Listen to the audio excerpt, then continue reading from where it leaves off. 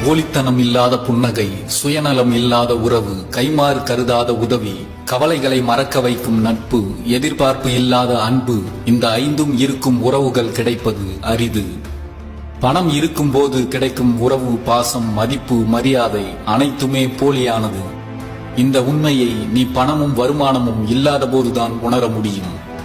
வாழ்க்கையில் எப்போதும் யாரிடமும் விவாதம் செய்யாதீர்கள். அதில் நீங்கள் தோற்றால் ஒரு நண்பனை இழப்பீர்கள், ஜெயித்தால் ஒரு எதிரியை பெறுவீர்கள். நீ தேவையில்லை என்று முடிவு செய்து விட்டவர்களுக்கு நீ எதை செய்தாலும் எதை பேசினாலும் தவறாகவே தெரியும். பணம் இருந்தால் பகைவன் பல்லும் மின்னும், பணம் இல்லை என்றால் சொந்தக்காரன் சொல்லும் கொல்லும். பிறருக்கு மருந்தாக இருப்பதை விட யாரையும் காயப்படுத்தாமல் இருப்பதே சிறந்தது.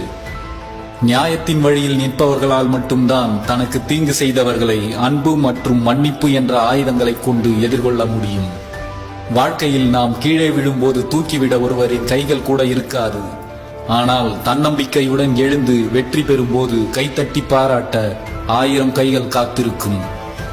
நேசிக்கப்பட்டவருக்கு மறதி அதிகம், நேசித்தவருக்கோ நினைவு அதிகம். இதுதான் உறவுகளின் யதார்த்தம்.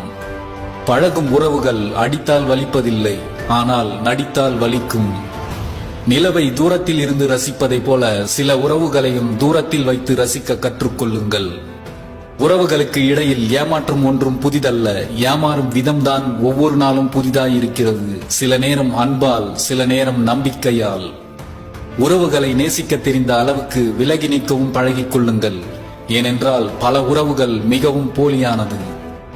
யாருக்கும் உன்னை பிடிக்கவில்லை என்றால் உனக்கு சரியாக நடிக்க தெரியவில்லை என்றே அர்த்தம்.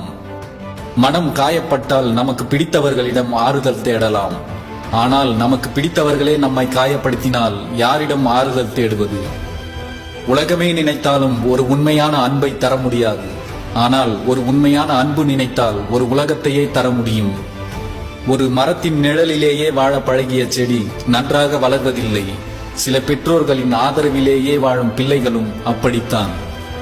இந்த உலகில் இருப்பவன் தொலைப்பதும் தொலைத்தவன் தேடுவதும் ஒன்றைத்தான், அதுதான் அன்பு.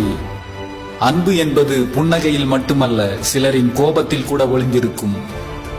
யாருக்கும் அடிபணியாத ஒரு மனிதன் அடிபணிகிறான் என்றால் அவன் இந்த உலகத்தை விட உன்னை உண்மையாக நேசிக்கிறான் என்று அர்த்தம்.